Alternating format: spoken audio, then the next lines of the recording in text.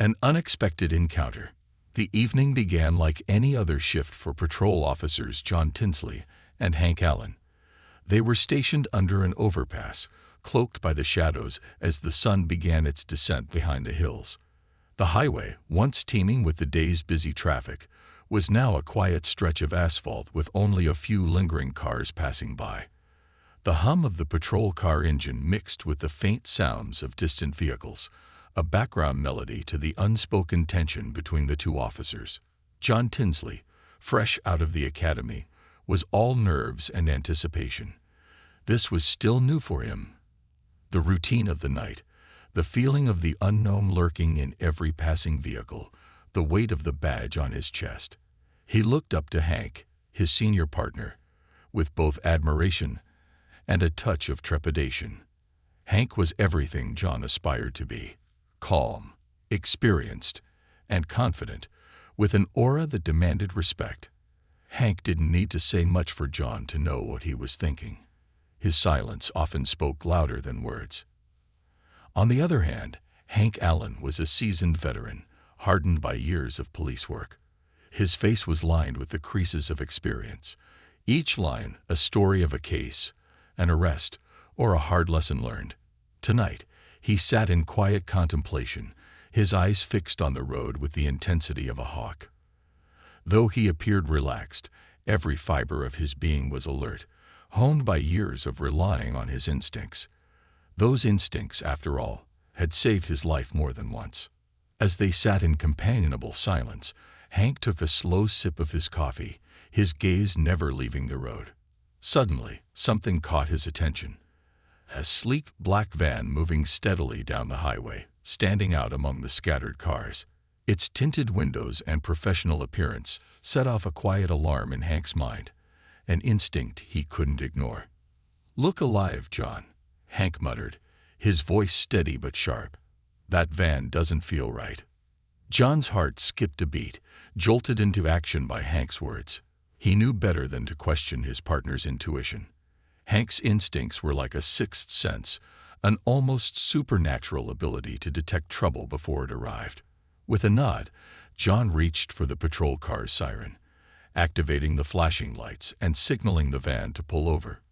The siren echoed into the evening air, the red and blue lights casting an intermittent glow across the deserted stretch of highway. Slowly, the black van complied, pulling onto the shoulder of the road and coming to a stop under a flickering street lamp. Its headlights illuminated the pavement ahead, cutting through the dimming twilight like two eyes peering into the unknown. John felt a surge of excitement mixed with anxiety as he parked the patrol car behind the van. This was the kind of moment he trained for, the kind he'd imagined when he first joined the force. But something felt off.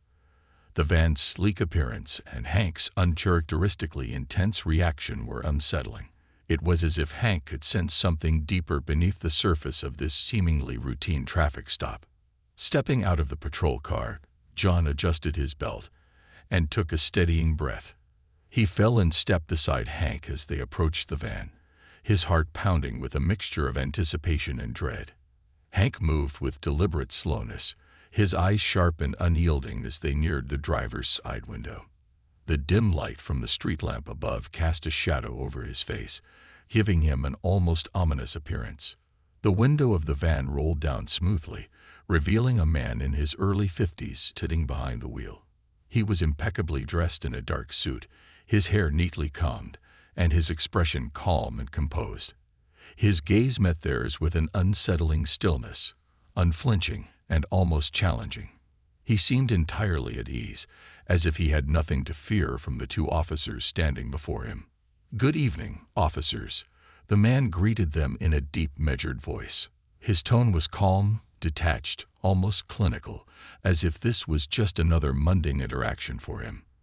There was a faint air of superiority in the way he spoke, a subtle reminder of authority that seemed to permeate his every word. Hank didn't respond immediately. Instead, he held out his hand, his voice steady but with a hint of firmness. "License and registration, please." The man complied without hesitation, reaching into his jacket pocket and retrieving the requested documents. His movements were smooth, practiced, almost mechanical, as if he had performed this action 100 times before. He handed the documents to Hank, his expression unchanging, his eyes never wavering. As Hank took the license, a flicker of recognition passed over his face, barely perceptible but unmistakable to John, who was watching his partner closely. Hank's jaw tightened ever so slightly as he glanced at the name on the ID. A wave of unease washed over John as he saw the look on his partner's face. Hank was rarely shaken, but something about this encounter had clearly thrown him off balance. The name on the ID was Thomas Lancer. John's stomach clenched as he realized who they were dealing with. Thomas Lancer wasn't just any driver. He was the head of internal affairs for the Brimwood Police Department, a man with a formidable reputation. Known for his unyielding adherence to the law and his relentless pursuit of integrity, Lancer was both feared and respected within the department. He was a man who inspired equal parts admiration and resentment, depending on whom you asked. For a rookie like John, the idea of pulling over someone as high-ranking as Lancer was both thrilling and terrifying. The stakes had suddenly risen, and the weight of the situation bore down on him. Hank, however, showed no outward sign of intimidation. His face remained stony, his gaze steady as he studied Lancer's license. "Mr. Lancer," Hank said, his voice even but with a noticeable edge, "may I ask where you're headed this evening?" Lancer's expression didn't change. He regarded Hank with the same calm, unblinking gaze, his lips curling into a faint, almost imperceptible smile. "Just heading home," he replied smoothly. "Is there a problem, Officer Allen?" The way he addressed Hank by name sent a chill down John's spine. Lancer knew exactly who they were, and he was clearly unbothered by the situation. There was an unmistakable air of authority in his demeanor, a silent reminder that he was no ordinary citizen. He wasn't just some random driver who could be intimidated or coaxed into compliance. Lancer knew the system, and he knew how to navigate it. Hank, however, was not one to be swayed easily. His jaw set in a firm line. He continued to scrutinize Lancer's documents, his eyes narrowing as he weighed his next move. John could sense the tension building between the two men, an unspoken battle of wills playing out before him. As the silence stretched on, John felt a growing sense of unease. He glanced at Hank, wondering if his partner was letting a personal grudge cloud his judgment. It was no secret that Hank had a complicated history with authority figures, particularly those within internal affairs. The department's watchdogs, as they were often called, were known for their ruthless approach to enforcing rules, even if it meant crossing lines that others wouldn't dare approach. Hank had never been one to back down from a challenge, but John worried that this time his partner might be overstepping. Just as John was about to speak, Lancer broke the silence, his tone calm but firm. "I'd appreciate it if you'd wrap this up, Officer Allen. I have places to be." Hank's eyes narrowed further, his grip tightening on the documents. A clash of principles. Hank's grip on Lancer's documents tightened imperceptibly as he absorbed the man's words. The subtle command in Lancer's tone wasn't lost on him. It was as if Lancer expected this entire interaction to end with a polite nod and an immediate release. But Hank wasn't about to let him off so easily. Years of dealing with people from all walks of life had taught him to be wary of anyone who exuded too much confidence, especially those who wore their authority like armor. "Mr. Lancer," Hank replied, his voice steady but carrying an edge that made even John glance sideways. "We're just doing our job. We pulled you over because something about your vehicle set off some red flags. I'm sure you can understand that, given your position." Lancer didn't blink. His expression remained calm, though his eyes hardened almost imperceptibly. "And what red flags, exactly, would those be?" The question hung in the air, the subtle challenge behind it as palpable as the chill that had settled over the highway. John felt a prickle of anxiety at the back of his neck. He could sense the direction this conversation was taking, and it wasn't one he was comfortable with. Lancer wasn't just an ordinary citizen. He was a man who held sway within the very system they were part of. In the hierarchical world of law enforcement, pulling over a high-ranking official like Lancer was a risk, one that could have repercussions if not handled carefully. But Hank, as usual, seemed unfazed. He had dealt with high-ranking individuals before, and he wasn't about to be intimidated by Lancer's title or reputation. "Well, sir," Hank said, his tone carrying a hint of defiance, "your vehicle matches the description of a van recently reported in suspicious activity a few miles down the road. We're going to need to check things out, just to be sure everything's clear." The lie was subtle, but John caught it immediately. Hank had given him no indication earlier of any actual report matching the description of Lancer's van. This wasn't about any prior suspicion. It was Hank's gut talking, the instinct he trusted above all else. But now, watching Hank bluff his way through this encounter, John felt a surge of discomfort. Was Hank really going to let personal grudges lead them down a path that could cost them both? Lancer's gaze didn't waver, but John could sense a subtle shift in his demeanor. For the first time, Lancer's calm composure seemed to crack, if only for a brief moment, revealing a flash of irritation.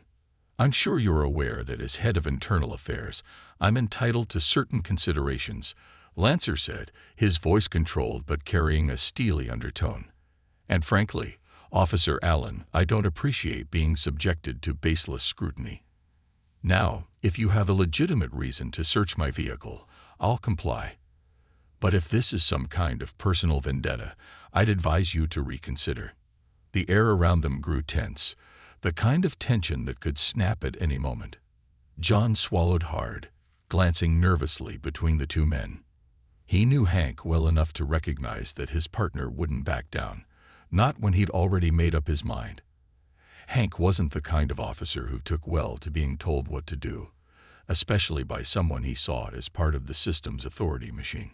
Still, John couldn't shake the feeling that this was more than a mere traffic stop. This wasn't about upholding the law. It was something personal, something Hank wasn't willing to admit even to himself. The way he held Lancer's documents, the firmness in his stance, all of it pointed to a silent but deeply rooted resentment that had taken hold of him. With a sigh, John decided to interject, hoping to diffuse the situation before it spiraled out of control. "Look, Mr. Lancer," John began, keeping his tone as respectful as possible, "we're just being thorough. It's nothing personal.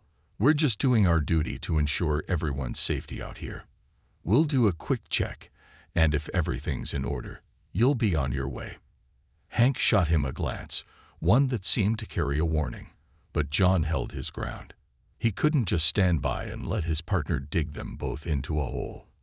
There were lines that even Hank had to respect, and right now, John was certain they were towing dangerously close to crossing one.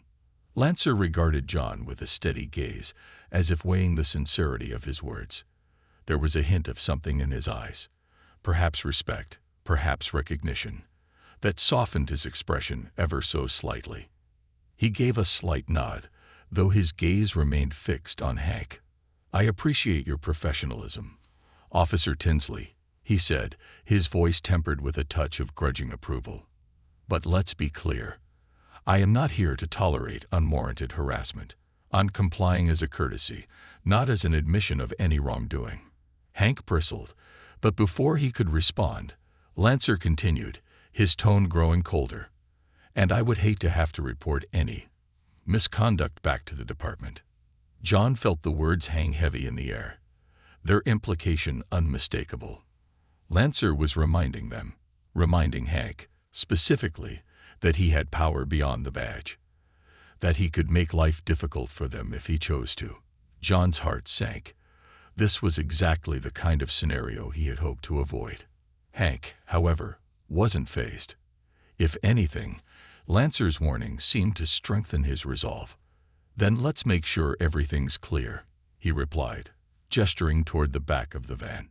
"Step out of the vehicle, Mr. Lancer." Lancer's expression hardened, but after a moment, he complied, opening the door and stepping out onto the shoulder of the highway. He moved with the quiet confidence of someone accustomed to authority, his posture unyielding even as he stood in the shadow of the patrol car's flashing lights. He seemed almost amused by the situation, as if he were humoring them out of sheer curiosity.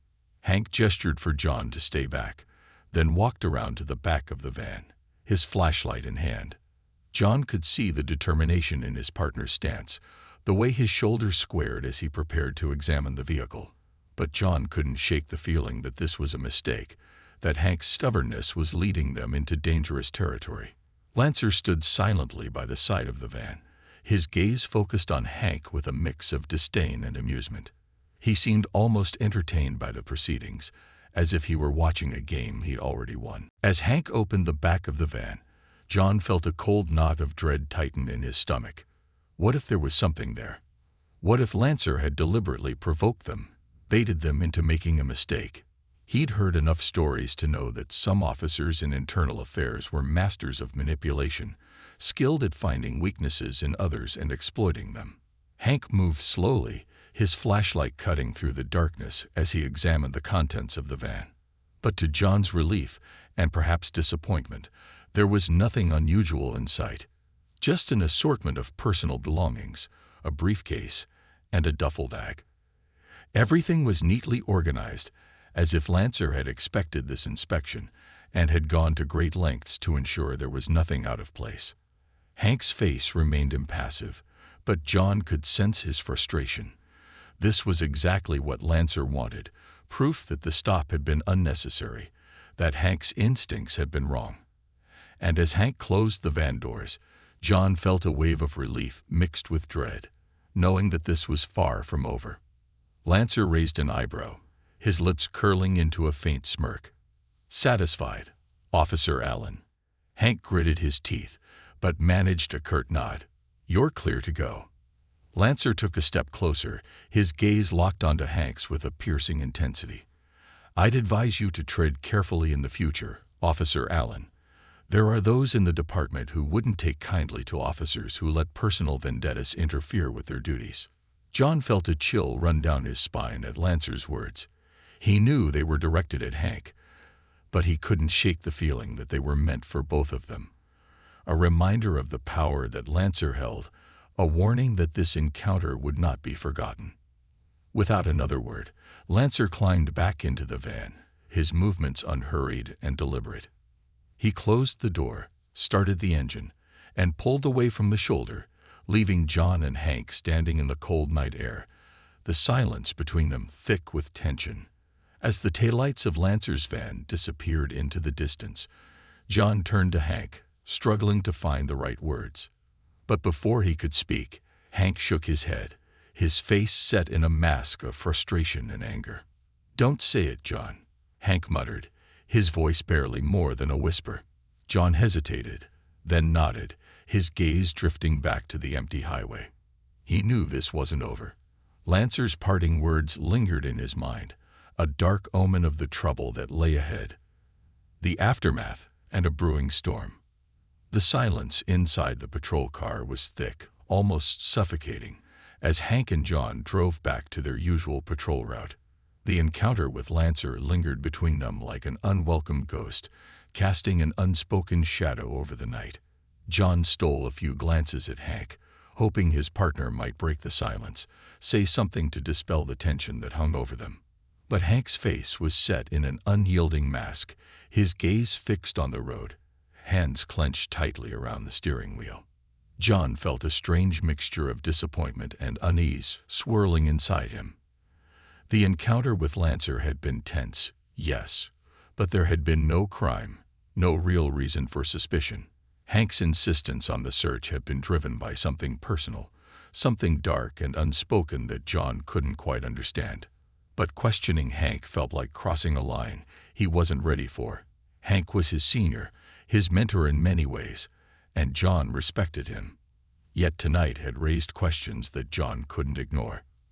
Finally, unable to bear the silence any longer, John cleared his throat. Hank, about what happened back there, with Lancer. Are we going to report it? Hank's grip on the wheel tightened, and his jaw clenched visibly.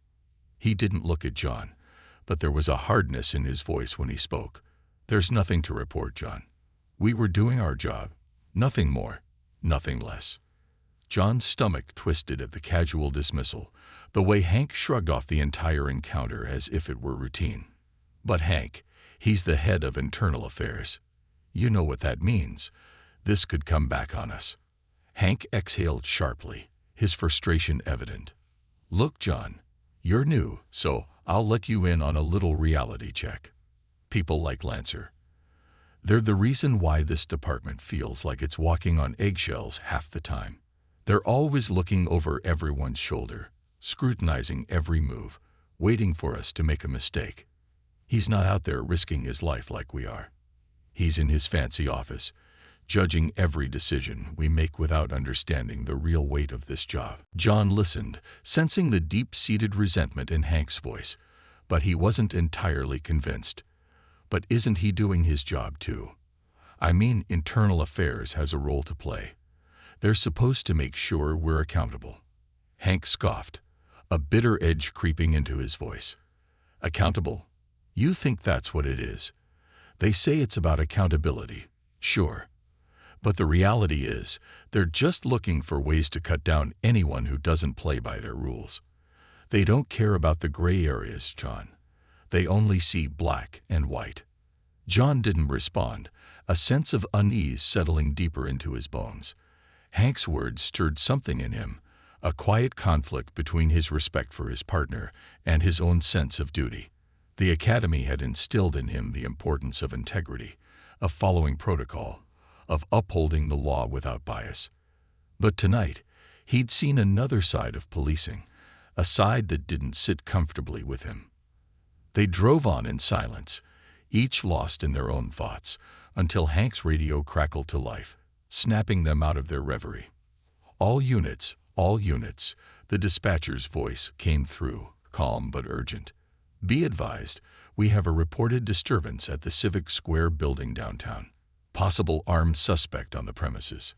Units in the area, please respond.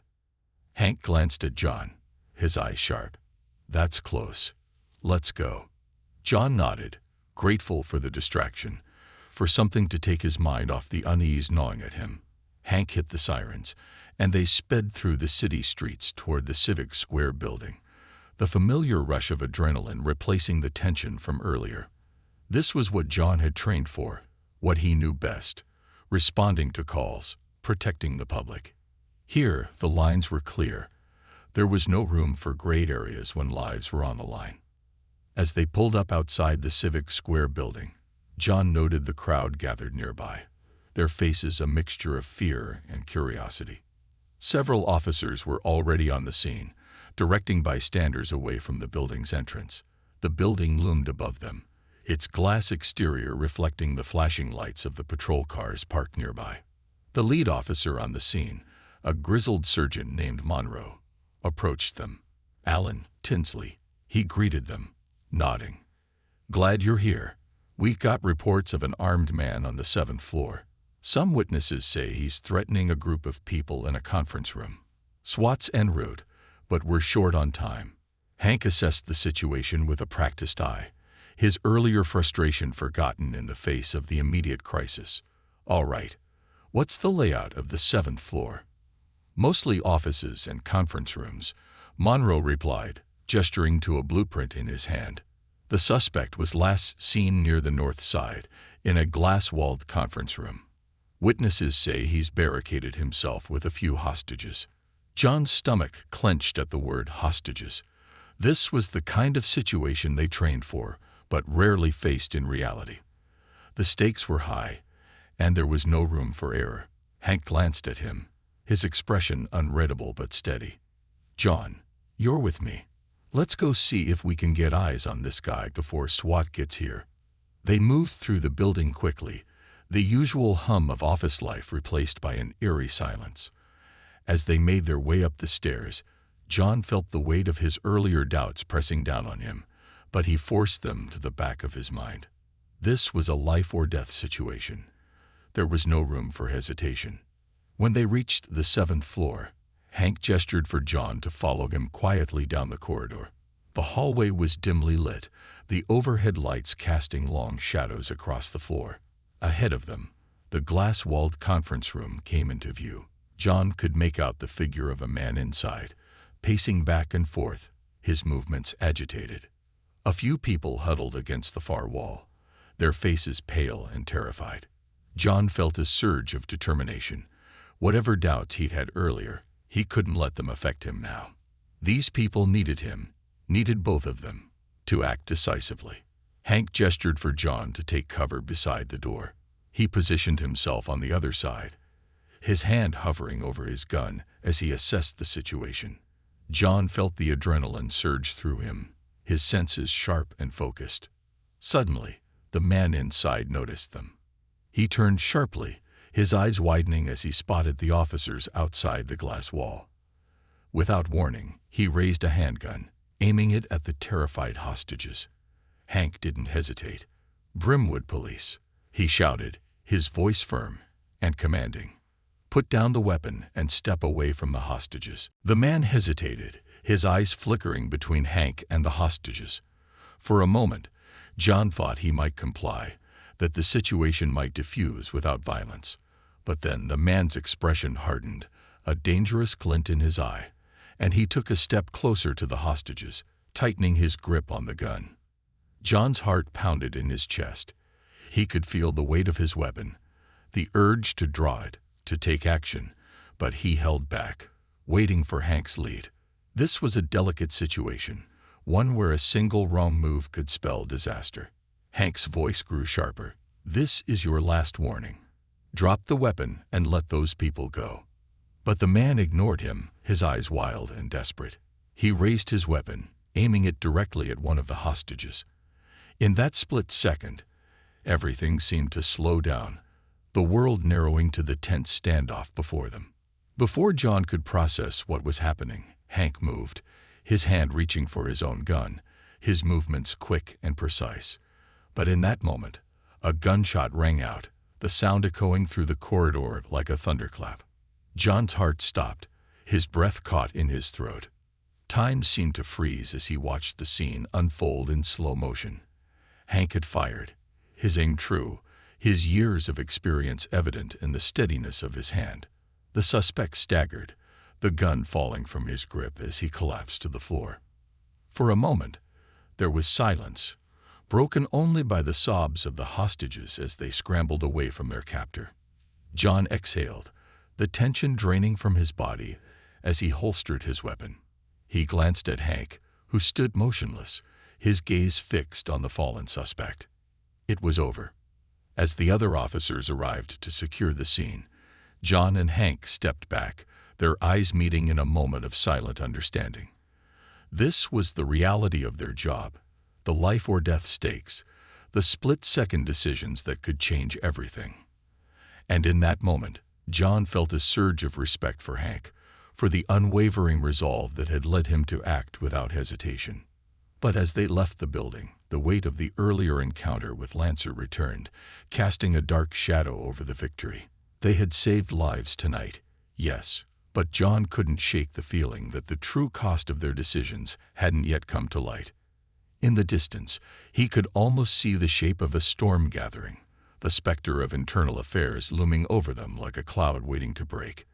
And as he climbed back into the patrol car beside Hank, John couldn't help but wonder how long they could hold out before the storm finally struck. Confronting shadows. The ride back to the station was quiet, the hum of the patrol car's engine a stark contrast to the adrenaline-fueled rush that had gripped them just moments ago. John's mind raced with the events of the night. The confrontation with Lancer, the tense hostage situation, and the way Hank had acted with such precision and authority in both encounters. But now, in the stillness of the car, the unspoken questions and lingering doubts began to surface again, clouding his thoughts. As they approached the station, Hank's phone buzzed. He pulled it out, glancing at the screen, and his jaw tightened. Without a word, he put the phone away, his expression unreadable. But John saw a flicker of something in his partner's eyes, a flash of irritation, perhaps even anger. "What is it?" John asked, unable to contain his curiosity. "Nothing," Hank replied, his voice clipped. "Just department politics. You wouldn't understand." John frowned, feeling the familiar pang of frustration. He respected Hank, trusted him even, but the cryptic responses and guarded demeanor were beginning to wear on him. The events of the night had stirred up something deeper, something that couldn't be brushed off with vague explanations, and for the first time, John felt the weight of his own doubts pressing down on him, urging him to confront the man he looked up to. "Maybe I don't understand, Hank, but I'm trying to," John said, his voice firmer than he'd intended. "Tonight, everything we did, pulling over Lancer, handling the hostage situation, it was intense. I feel like I'm starting to see a different side of this job. And honestly, I don't know what to think." Hank glanced at him, his gaze sharp, almost wary. For a moment, it seemed as if he might dismiss John's concerns as he'd done before, but something in John's expression must have struck a chord. Hank sighed, the tension in his shoulders easing slightly as he leaned back in his seat. "Look, John," Hank began, his voice softer but laced with a hint of weariness. "This job, it's not what they teach you in the academy. Out here, things aren't black and white. Sometimes you have to make decisions that don't fit neatly into a rulebook. And sometimes those decisions come with consequences." John listened, his eyes fixed on Hank as he tried to process his partner's words. "Consequences like pulling over a guy like Lancer. Just because you had a feeling." Hank's gaze hardened. "That wasn't just a feeling. Lancer is the kind of guy who hides behind his badge, thinking he's untouchable. Internal affairs, they're always watching us, judging us, but who's watching them? Who's holding them accountable?" The bitterness in Hank's voice was unmistakable, and John felt a pang of unease. He'd never seen this side of Hank before, this simmering resentment that seemed to go beyond simple frustration. It was as if Lancer represented something more, a symbol of a broken system, a system that Hank had spent years fighting from the inside. But John wasn't convinced. And what if you're wrong? What if Lancer's just doing his job, the way we're doing ours? What if we crossed a line? Hank's eyes flashed with anger, but he quickly regained his composure, his expression softening. "You're young, John. You still see things the way the academy taught you to. You believe in rules and order, in the idea that every cop, every department, is working toward the same goal. But I've been around long enough to see the cracks, to see how power corrupts. Lancer may look like a model officer, but he's got his own agenda. They all do." John sat back, absorbing Hank's words with a mixture of skepticism and reluctance. He wanted to believe in the integrity of the system, in the idea that they were all part of a larger effort to protect and serve.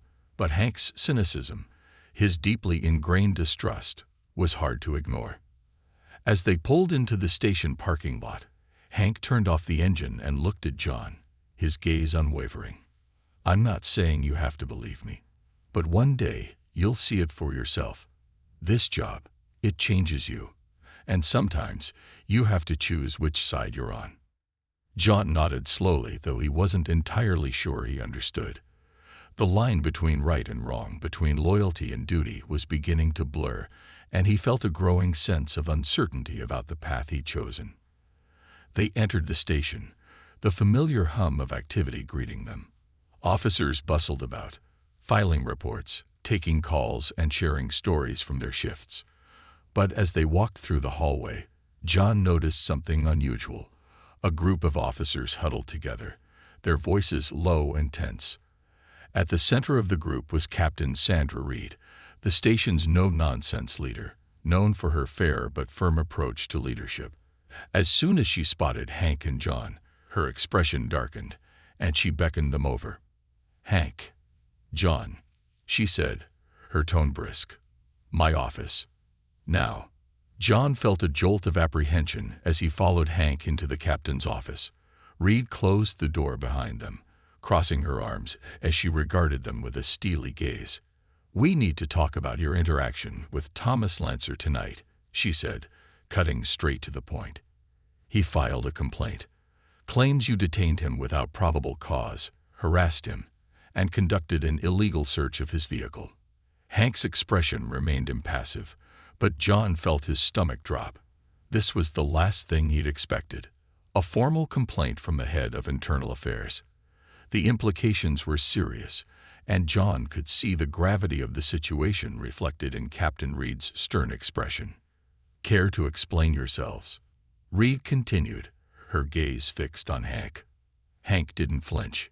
"We pulled him over because his vehicle matched the description of one reported in suspicious activity. We conducted a routine check. Nothing more." Reed's eyes narrowed, her expression skeptical. "Funny, because according to Lancer, there was no report of suspicious activity. He claims this was a personal vendetta, that you used your position to target him because of some disagreement you have with Internal Affairs." John felt a flush of anxiety rise in his chest. He knew the truth, that Hank's instincts had driven the stop, not any formal report. But admitting that now would only validate Lancer's claims, and John wasn't sure he was ready to take that risk. Captain Reed's gaze shifted to John. "Tinsley, you're new to this department, so I'll give you a chance to be honest. Was there a legitimate reason for pulling Lancer over?" John hesitated, feeling the weight of the question pressing down on him. If he lied, he'd be complicit in whatever fallout came from this. But if he told the truth, he risked not only Hank's trust, but also his own reputation. He glanced at Hank, who met his gaze with a silent plea, a look that seemed to say, "Trust me. Stand by me." Swallowing hard, John forced himself to answer. We believed his vehicle was connected to suspicious activity. Hank's instincts, they've been reliable in the past." Captain Reed's expression remained stony, but there was a flicker of disappointment in her eyes. "Instincts. This is not a rookie training exercise, Tinsley. We can't rely on instincts when it comes to detaining high-ranking officials."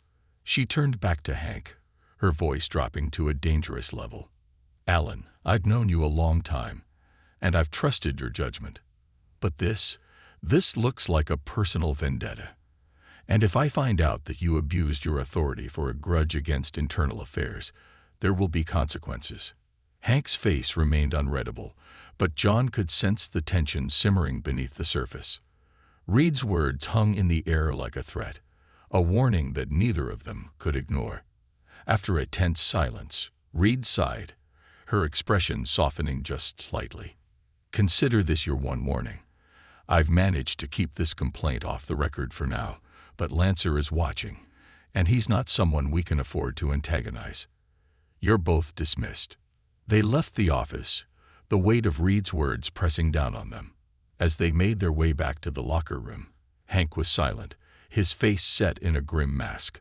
But John couldn't hold back any longer. "Hank, I need to know," he said, his voice barely above a whisper. "What's really going on between you and Lancer? Why did you push so hard back there?" Hank stopped, his expression darkening as he looked at John. For a moment, John thought his partner might walk away, refuse to answer. But then Hank sighed, his shoulders sagging as if he were carrying an invisible burden. "Lancer isn't just the head of Internal Affairs," Hank said, his voice low. "He's part of a system that's been hunting me for years, ever since I reported a case that got a few powerful people nervous. They tried to sweep it under the rug, to make me disappear. And Lancer, he was the one who spearheaded the investigation against me, trying to paint me as the problem." John felt a chill run down his spine.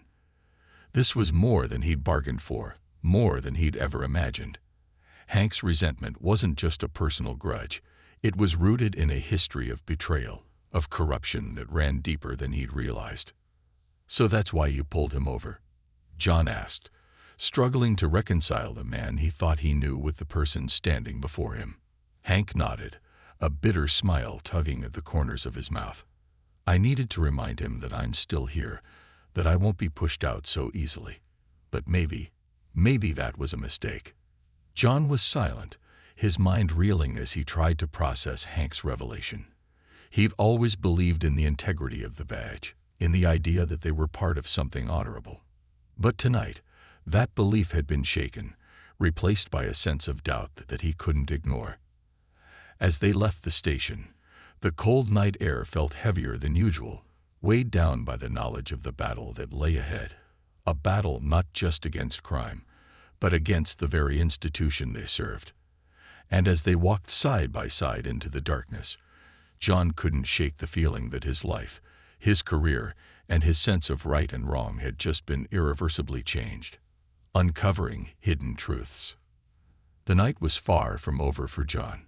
He lay awake in his small apartment, staring at the ceiling, Hank's words echoing in his mind. The weight of what his partner had revealed sat heavy on his chest, a dark revelation that seemed to shift everything he thought he knew about the force, the department, and the people he trusted. His mind churned over the details, trying to piece together the implications.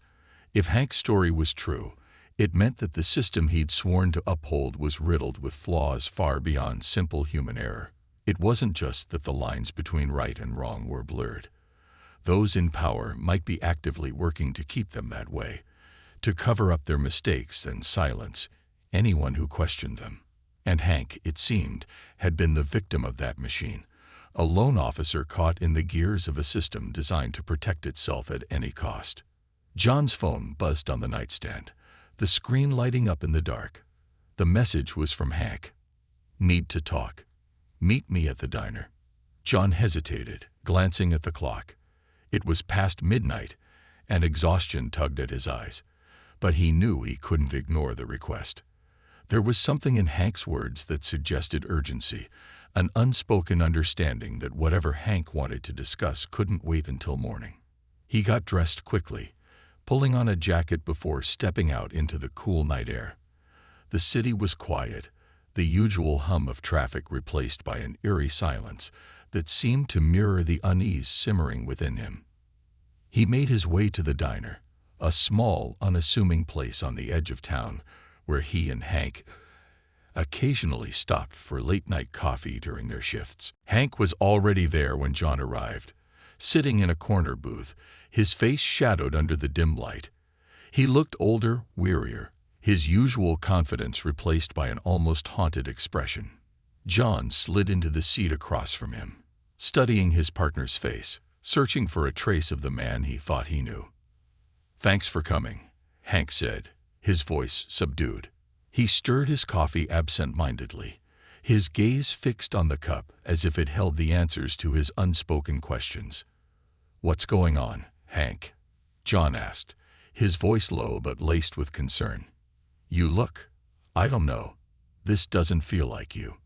Hank sighed, finally looking up, his eyes meeting John's with an intensity that made him uneasy. "I need you to hear me out, John. What I'm about to tell you, it's not easy. And if you're smart, you'll walk away after this. But I can't keep this to myself anymore." John felt a chill settle over him. Whatever Hank was about to say, he could sense that it would change everything, that once the words were spoken, there would be no going back. "I told you some of it back at the station," Hank began, his voice barely more than a whisper. "About Lancer, about the way internal affairs has been hounding me. But it goes deeper than that." John nodded, his pulse quickening. "Deeper how?" Hank took a deep breath, his hands gripping the edge of the table as if steadying himself. "Years ago, I was part of an investigation into a case that, well, it involved some high-profile people, politicians, business owners, people with connections. I found evidence that linked them to organized crime, money laundering, things that would have brought down half the city's power players." John's eyes widened, his mind racing as he tried to process the revelation. "But if you had evidence, why didn't they act on it? Why didn't the department make arrests?" "That's just it," Hank replied, his voice tight with frustration. "They didn't want to act on it. The higher-ups, Chief Wexler, some of the top brass, they wanted it buried. They said it would destabilize the department, damage public trust. So they pulled me off the case, reassigned me. And then, they made my life a living hell." Hank's voice broke slightly, his eyes darkening with a pain that John had never seen before.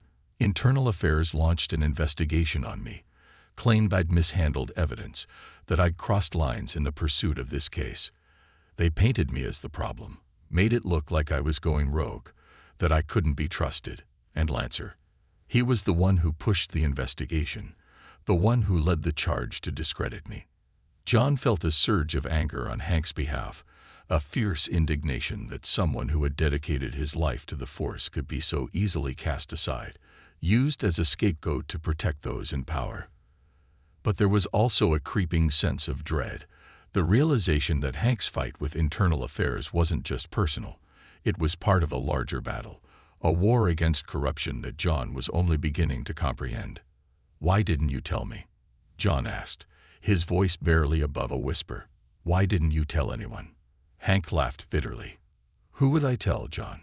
Everyone I trusted was either part of the system or too scared to take a stand. I tried to go public once, but they shut me down, threatened to end my career. They'd been watching me ever since, waiting for me to make a mistake. That's why I was so hard on Lancer tonight. He's part of that machine, one of the cogs that keeps it running." John sat back, the weight of Hank's words pressing down on him like a physical burden. He'd heard stories, of course, whispered rumors of corruption, of deals made behind closed doors, but he'd always dismissed them as exaggerations, the kind of talk that came from jaded officers who'd seen too much. Now, however, he was beginning to understand that there was truth in those whispers, that the system he'd sworn to uphold was far from perfect. "So what do we do?" John asked, the question hanging in the air between them. Hank shook his head, his expression one of resigned determination. "There's not much we can do, not officially. But I've been keeping records, copies of the evidence they tried to bury. I kept it safe, hidden where they couldn't reach it. And if the time ever comes, if I find a way to bring this to light, I'll do it. But until then, we keep our heads down. We play by their rules."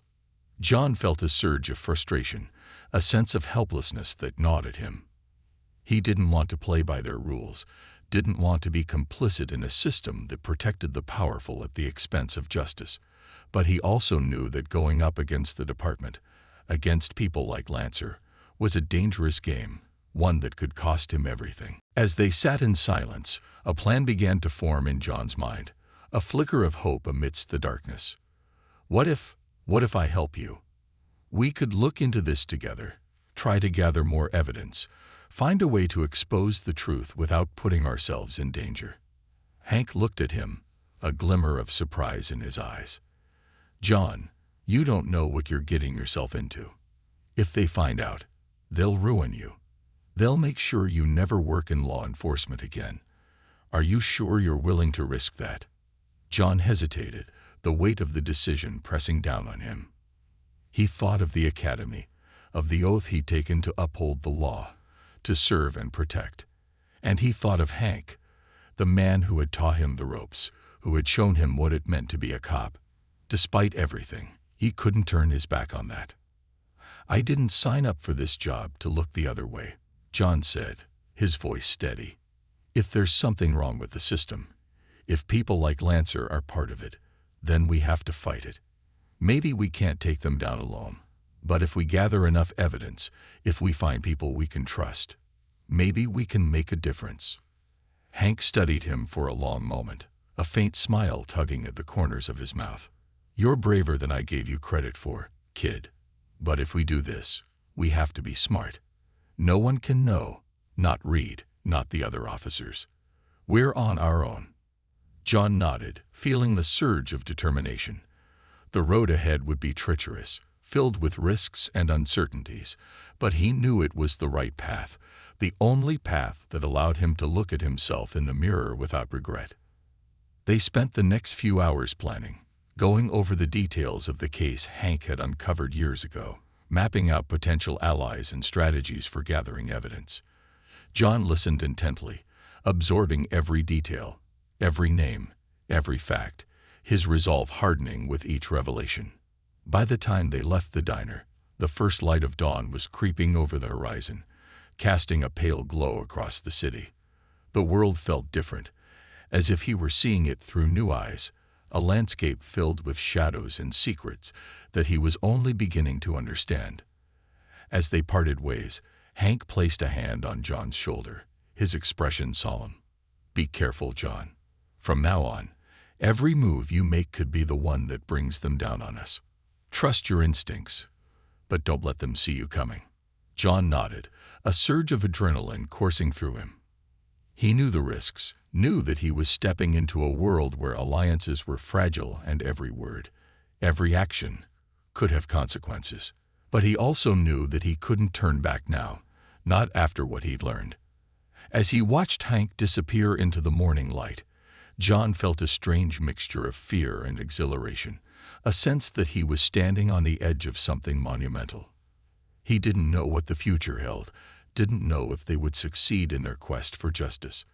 But one thing was certain: he was no longer the naive rookie he'd been just hours ago. He was a man with a mission, a purpose, and he would stop at nothing to see it through. The path of no return. In the weeks that followed, John's life transformed in ways he hadn't thought possible. By day, he was the rookie officer, the diligent and observant cop who followed orders, kept his head down, and played his role.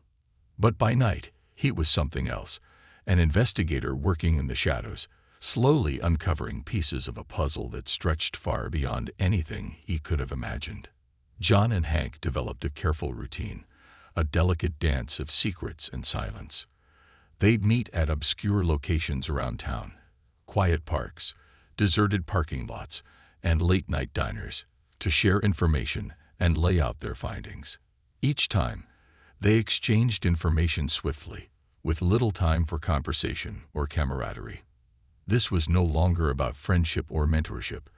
It was a shared mission, a silent agreement that bound them together in a pursuit far riskier than either had initially realized. It didn't take long before they uncovered troubling details buried within the department's records. Late-night data entries from private servers, expense accounts that didn't add up, funds diverted to unknown accounts, case files that had gone missing, replaced with vague, sanitized versions of events.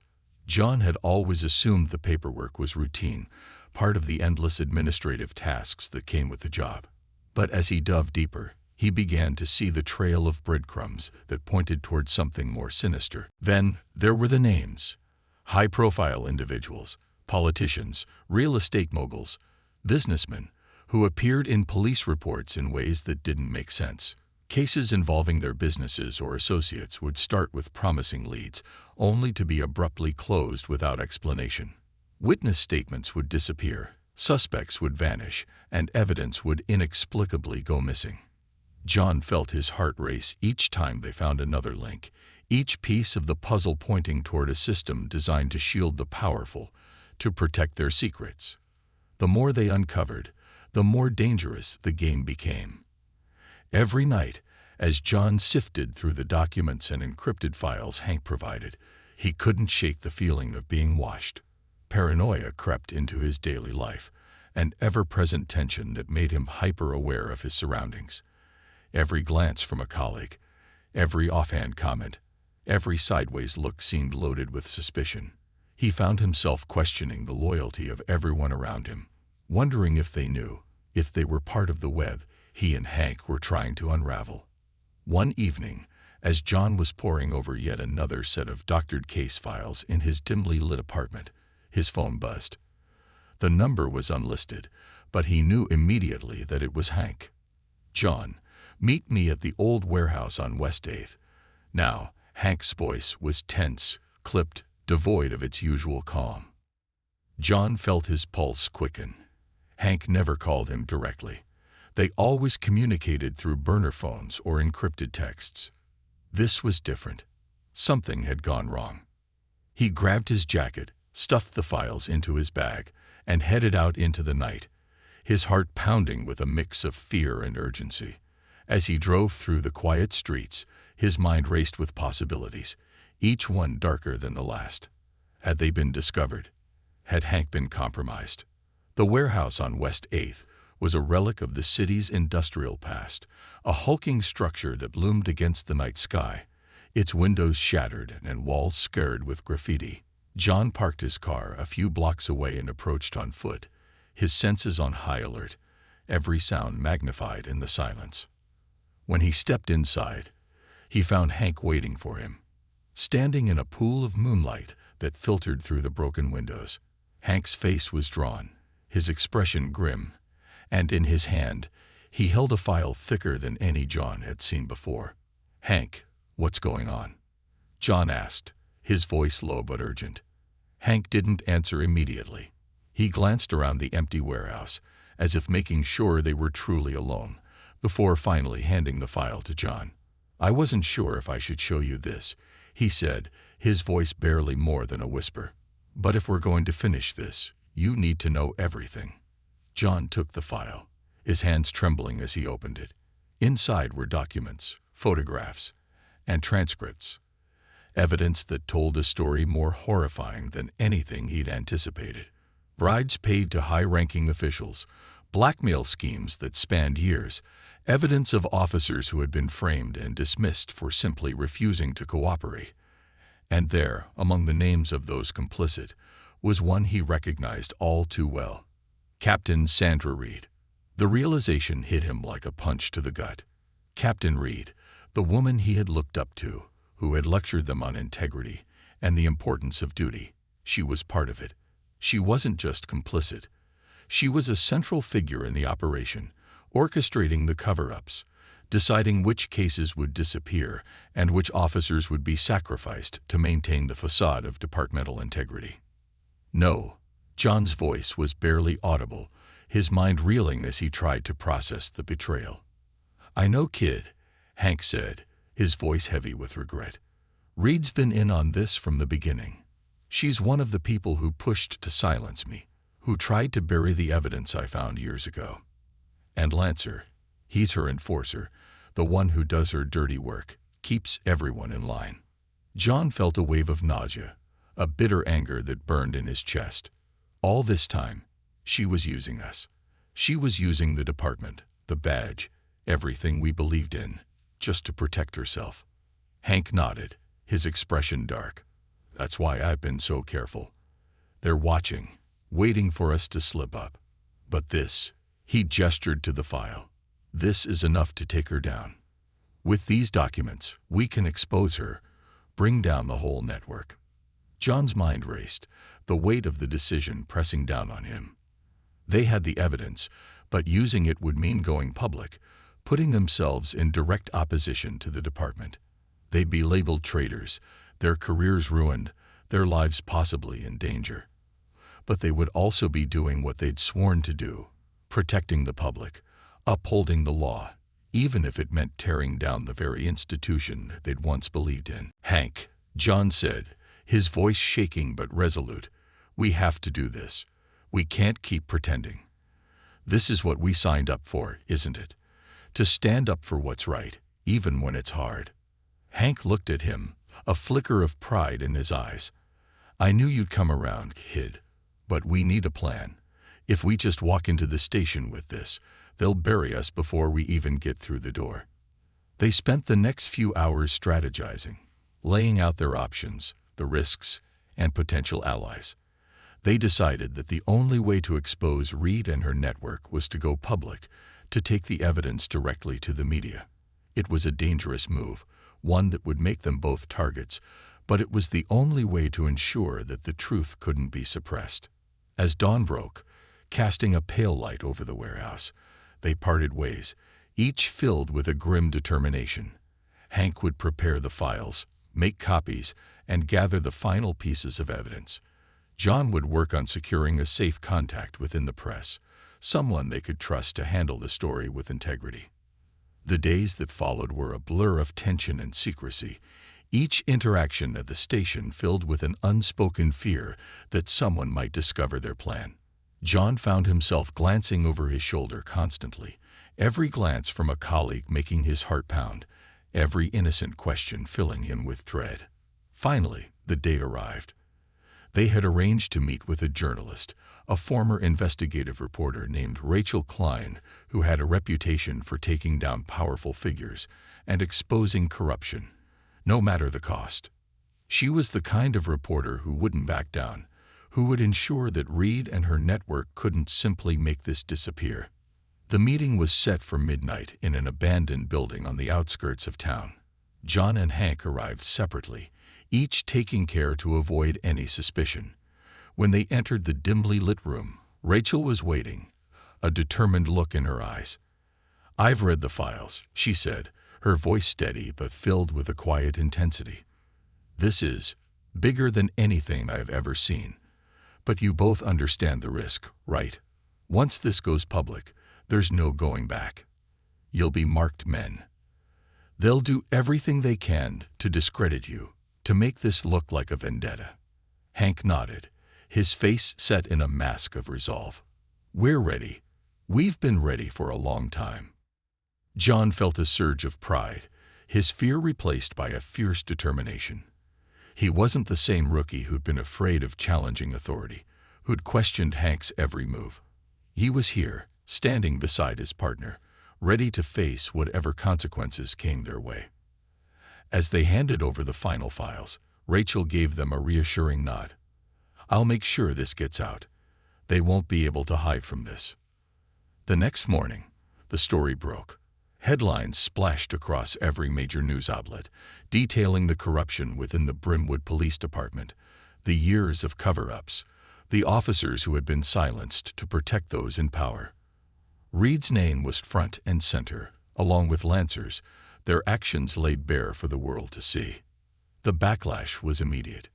Protests erupted outside the department, citizens demanding accountability, demanding justice. Reed and Lancer were placed on administrative leave, and an independent investigation was launched to uncover the full extent of the corruption. Officers who had been silenced in the past came forward, sharing their own stories of intimidation and coercion. But for John and Hank, the victory was bittersweet. They had exposed the truth, yes, but they had also sacrificed everything. The department, the brotherhood they'd once held dear, turned against them. Colleagues they'd once called friends now regarded them with suspicion and disdain, branding them as traitors. As they packed up their desks, preparing for what lay ahead, John looked over at Hank, a faint smile on his face. "Do you think it was worth it?" John asked, his voice filled with both pride and sadness. Hank met his gaze, a glimmer of pride in his eyes. "We did what we had to do. That's what matters." And as they walked out of the station, heads held high, they knew that they had done the right thing, even if the cost was more than they had ever anticipated.